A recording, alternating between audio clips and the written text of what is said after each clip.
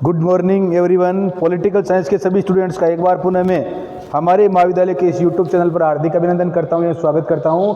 जिस किसी भी स्टूडेंट ने अगर हमारे महाविद्यालय के इस यूट्यूब चैनल को सब्सक्राइब नहीं किया तो सब्सक्राइब कर लो, ताकि जो नई वीडियोज़ है उनकी अपडेट आपको मिलती रहे और आप अपनी जो ऑनलाइन क्लास है या ऑनलाइन जो तैयारी है इसको अनवरत जारी रख सके। हम BA first year pol science की बुक राजनीतिक सिद्धांत पॉलिटिकल थ्योरी, इसमें आज हम सरकार के जो अंग है उसमें हमने व्यवस्थापिका का अध्ययन कर लिया, कार्यपालिका का अध्ययन कर लिया। आज हम किसका अध्ययन करेंगे? न्यायपालिका का, जुडिशरी न्यायपालिका का हम अध्ययन करेंगे। अब न्यायपालिका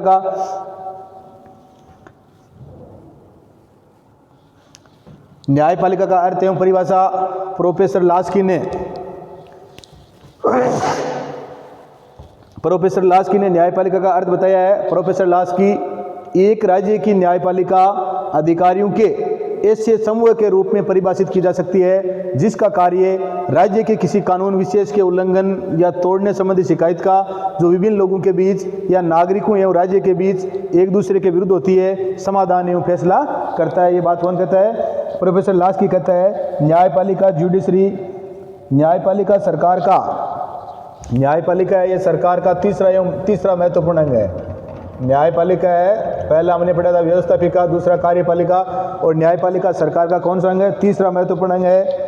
लोकतांत्रिक सरकार तथा सर्वाधिकारवादी सरकार के मध्य प्रमुख अंतर न्यायपालिका की उपस्थिति में संभव है। मेरियट, एक विचारक है मेरियट,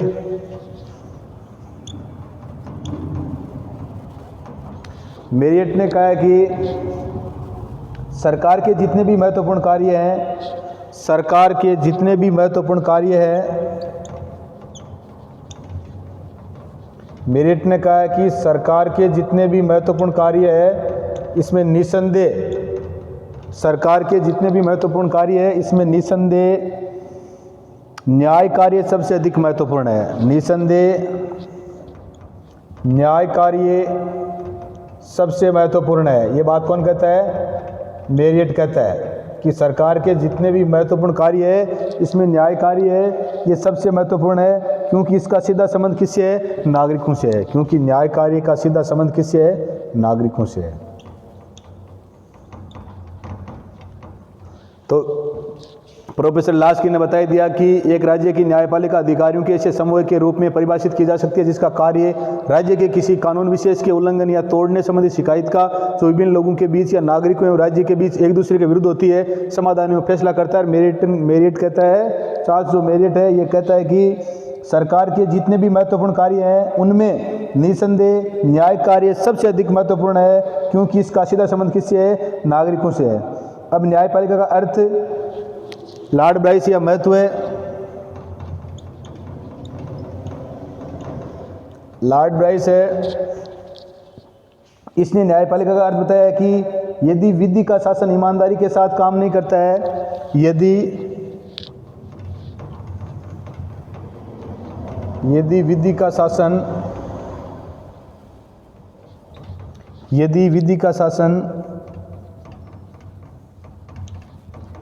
ईमानदारी के साथ काम नहीं करता है,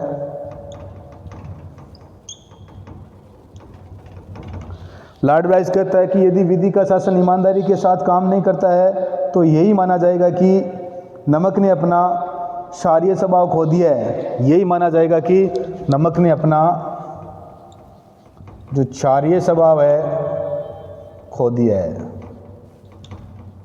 लॉर्ड ब्राइस कहता है कि यदि विधि का शासन ईमानदारी के साथ काम नहीं करता है और तो यही माना जाएगा कि नमक ने अपना क्षारीय स्वभाव खो दिया है।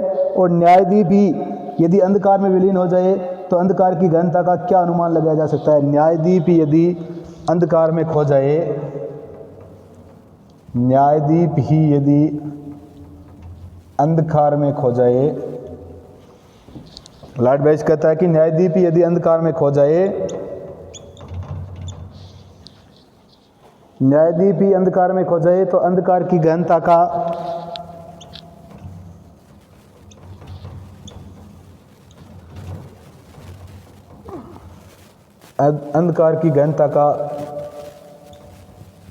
क्या पता लगाया जा सकता है?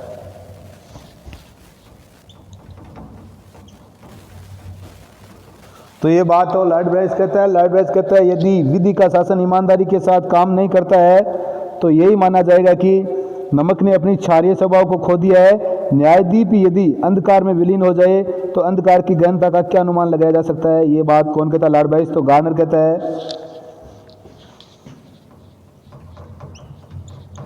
गार्नर कहता है कि न्यायपालिका के अभाव में एक सभ्य राज्य की, न्यायपालिका के अभाव में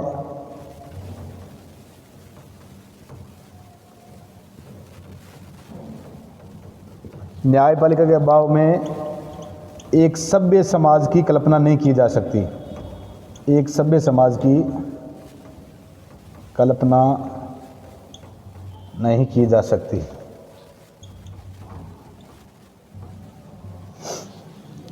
तो ये सबसे पहले प्रोफेसर लास्की कहता है एक राज्य की न्यायपालिका अधिकारियों के ऐसे समूह के रूप में परिभाषित की जा सकती है जिसका कार्य राज्य के किसी कानून विशेष के उल्लंघन या तोड़ने संबंधी शिकायत का जो विभिन्न लोगों के बीच या नागरिकों या राज्य के बीच एक दूसरे के विरुद्ध होती है समाधान में फैसला करता है। तो मेरिट कहता है न्यायपालिका का महत्वपूर्ण कार्य निसंदेह न्याय कार्य सबसे महत्वपूर्ण है। राज्य का सबसे महत्वपूर्ण कार्य क्या है? न्याय, निसंदेह न्याय का महत्वपूर्ण कार्य है और वो किसी नागरिकों से है। तो लॉर्ड ब्राइस क्या कहता है? यदि विधि का शासन ईमानदारी के साथ काम नहीं करता है तो यही माना जाएगा कि नमक ने अपना सारे स्वभाव खो दिया है। न्यायदीप यदि अंधकार में विलीन हो जाए तो अंधकार की गहनता का अनुमान नहीं लगाया जा सकता। गार्नर, न्यायपालिका के अभाव में एक सभ्य राज्य की या एक सभ्य समाज की कल्पना नहीं की जा सकती। ये विभिन्न बातें हमने जो न्यायपालिका के बारे में जानी है।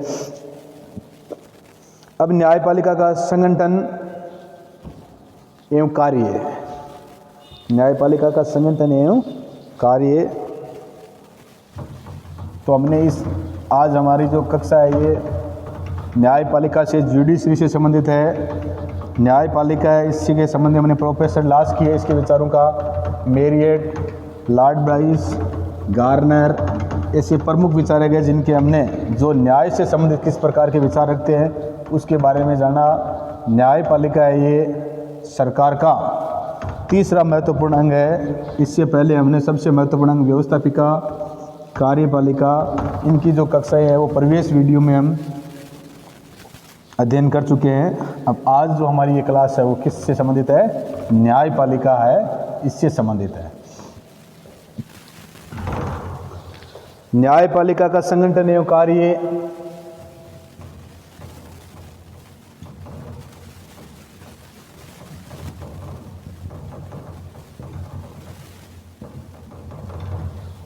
तो देखो, विश्व के कुछ राष्ट्रों में न्यायाधीशों का निर्वाचन, विश्व के कुछ राष्ट्र ऐसे हैं जिनमें न्यायाधीशों का निर्वाचन, विश्व के कुछ राष्ट्र ऐसे हैं जिनमें न्यायाधीशों का निर्वाचन होता है। किसके द्वारा? जनता के द्वारा। विश्व के कुछ राष्ट्र आज समय में भी एक दो देश ऐसे हैं जहाँ पर न्यायाधीशों का निर्वाचन है वो किसके द्वारा होता है? जनता के द्वारा होता है। विश्व के कुछ राष्ट्रों में न्यायाधीशों का निर्वाचन जनता द्वारा प्रत्यक्ष निर्वाचन प्रणाली से होता है। विश्व के कुछ देश है जहाँ पर आज भी न्यायाधीश है, इनका निर्वाचन जनता द्वारा प्रत्यक्ष रूप से क्या होता है? निर्वाचन के द्वारा होता है। और वो देश है अमेरिका,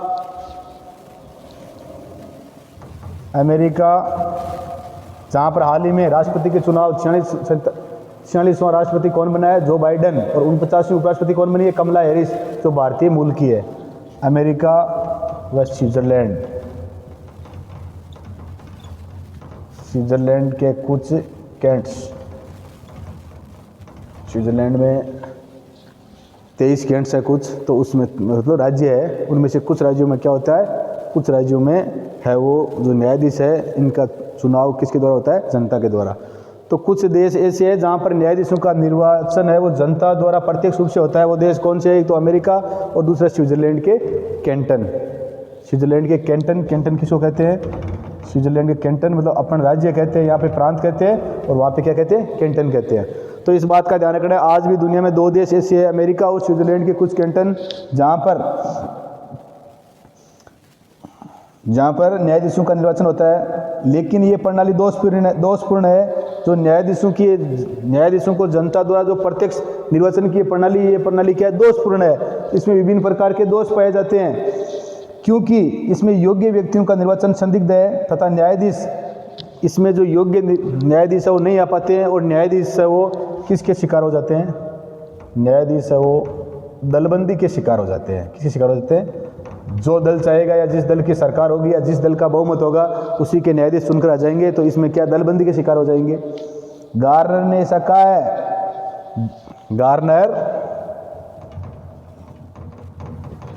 गार्नर ने कहा है कि जनता द्वारा निर्वाचित न्यायाधीशों का मुख्य दोष यह है, जनता द्वारा निर्वाचित न्यायाधीशों का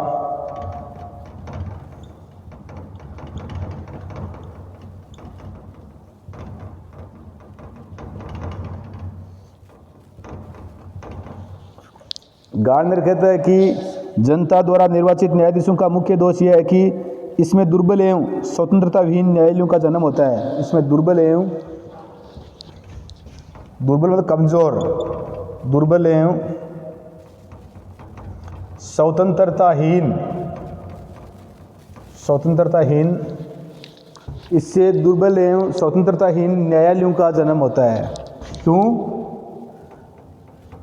क्योंकि अगर दलगत भावना आती है इसमें, तो एक गार्नर है, ये कहता है 2 देश वर्तमान में अमेरिका और स्विट्जरलैंड के कुछ कैंट्स हैं जहाँ पर न्यायाधीश है वो जनता द्वारा निर्वाचित होते हैं, और गार्नर ने कहा है कि जनता द्वारा निर्वाचित न्यायाधीशों का मुख्य दोष यह है कि इसमें दुर्बल एवं स्वतंत्रता विहीन न्यायालयों का जन्म होता है। तो पहला हो गया जनता द्वारा निर्वाचित न्यायाधीश, दूसरा है व्यवस्थापिका द्वारा निर्वाचित न्यायाधीश। व्यवस्थापिका द्वारा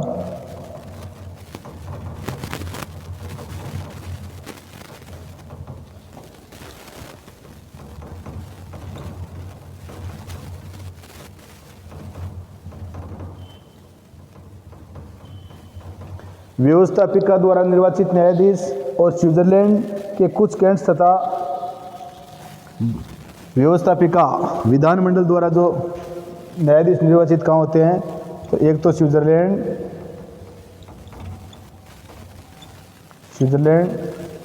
व पूर्व सोवियत संघ,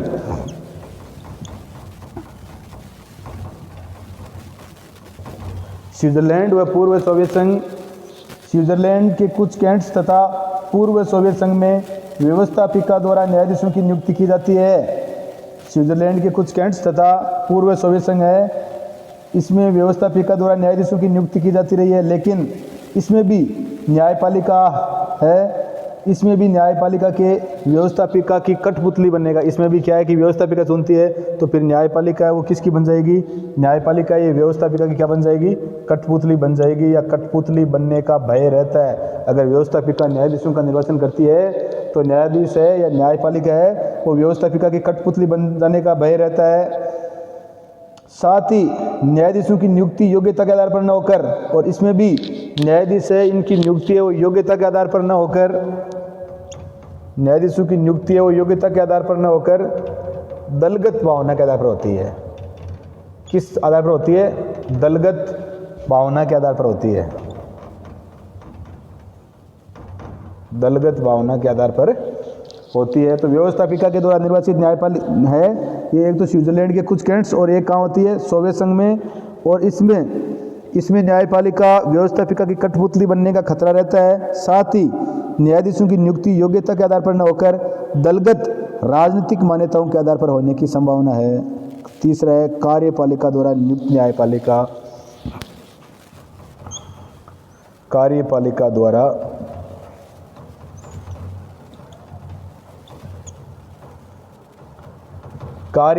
द्वारा नियुक्त न्यायपालिका, और यह सबसे उपयुक्त है। तो 3 हमने पढ़ी है, पहले जनता द्वारा प्रत्यक्ष निर्वाचन, दूसरा व्यवस्थापिका द्वारा, और तीसरा है कार्यपालिका द्वारा नियुक्त न्यायपालिका। ये न्यायाधीशों की नियुक्ति की सर्वश्रेष्ठ प्रक्रिया है। दुनिया के अधिकांश देशों में न्यायाधीशों की नियुक्ति कार्यपालिका के द्वारा होती है। दुनिया में जो अधिकांश देश है, दुनिया के अधिकांश देशों में तो न्यायाधीशों की नियुक्ति है वो किसके द्वारा होती है, कार्यपालिका द्वारा होती है। दुनिया के अधिकांश देशों में न्यायाधीशों की नियुक्ति कार्यपालिका द्वारा होती है और इस व्यवस्था से राजनीतिक दलबंदी पर रोक लगती है। और इस व्यवस्था से जो राजनीतिक दलबंदी होती है, उस राजनीतिक दलबंदी पर क्या लगती है?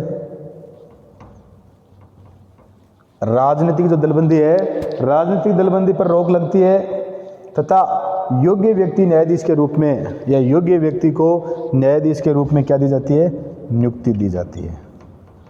योग्य व्यक्ति को न्यायाधीश के रूप में नियुक्ति या अपॉइंटमेंट है वो दी जाती है। तो इस बात का ध्यान रखना है। हमने न्यायपालिका के जो संगठन के बारे में जाना, सबसे पहला हमने पढ़ा कि न्यायपालिका है, इसका जो 3 सिस्टम है या 3 प्रकार से जो न्यायपालिका है, इनके न्यायाधीशों की नियुक्ति की जाती है। पहला है जनता द्वारा निर्वाचित न्यायपालिका, दूसरी है व्यवस्थापिका द्वारा निर्वाचित न्यायपालिका और तीसरी है कार्यपालिका द्वारा नियुक्त न्यायपालिका। तो ये हमने 3 पढ़े हैं। अब इसमें हमने जो जनता द्वारा प्रत्यक्ष रूप से निर्वाचन न्यायपालिका के या जो न्यायाधीश है वो जनता द्वारा प्रत्यक्ष रूप से निर्वाचित कहाँ होते हैं? अमेरिका में और स्विट्जरलैंड की कुछ कैंटन है। स्विट्जरलैंड में वर्तमान समय में 23 कैंट है, 19 है और 6 वो अर्ध है, 22 है 22। तो ये है तो अमेरिका और स्विट्जरलैंड में। दूसरा है व्यवस्थापिका द्वारा निर्वाचित न्यायाधीश, ये स्विट्जरलैंड और पूर्व सोवियत संघ में, और ये भी दोषपूर्ण प्रणाली है। तीसरी है कार्यपालिका द्वारा नियुक्त न्यायपालिका, ये अधिकांश देशों में होती है और इससे दलबंदी पर रोक लगती है और ये सर्वश्रेष्ठ न्यायाधीशों को नियुक्त करने वाली प्रक्रिया है। तो मैं आशा करता हूँ कि आपके समझ में आ गया होगा। और हमारी जो ये बुक है, इसका ये लेसन न्यायपालिका जुडिशरी, इसका अध्ययन कर लेना। वीडियो को लाइक, शेयर और सब्सक्राइब कर देना। जय हिंद, जय भारत।